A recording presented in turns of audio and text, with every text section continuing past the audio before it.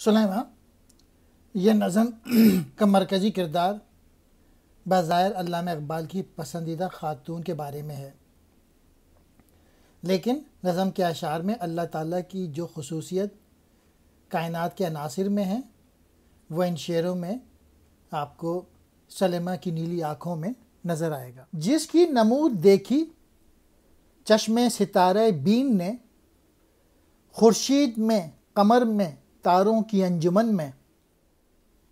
صوفی نے جس کو دل کے ظلمت کدے میں پایا، شاعر نے جس کو دیکھا قدرت کے باغپن میں، جس کی چمک ہے پیدا جس کی مہک ہویدا، شبنم کے موتیوں میں پھولوں کے پیرہن میں، صحرا کو ہے بسایا جس نے سکوت بن کر، ہنگامہ جس کے دم سے کاشانہ چمن میں، ہر شے میں ہے نمایاں یوں تو جمال اس کا،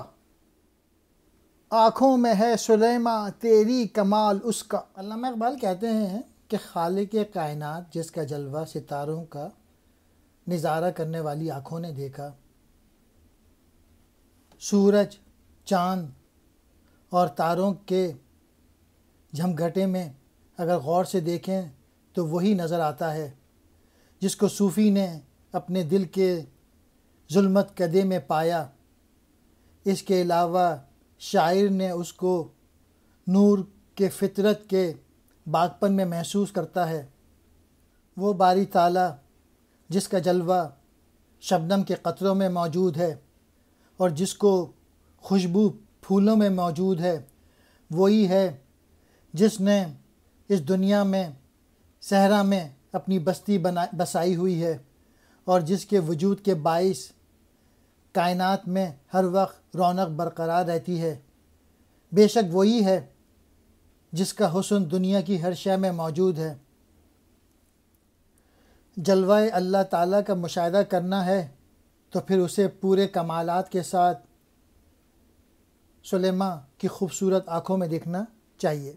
نمود کہتے ہیں ظاہر ہونا۔ چشم ستارہ میں ستاروں کو دیکھنے والی آنکھ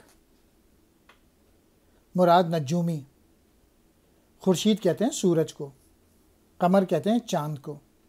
انجمن محفل کو، ظلمت کدے تاریک گھر، مہک خوشبو، ہویدا ظاہر،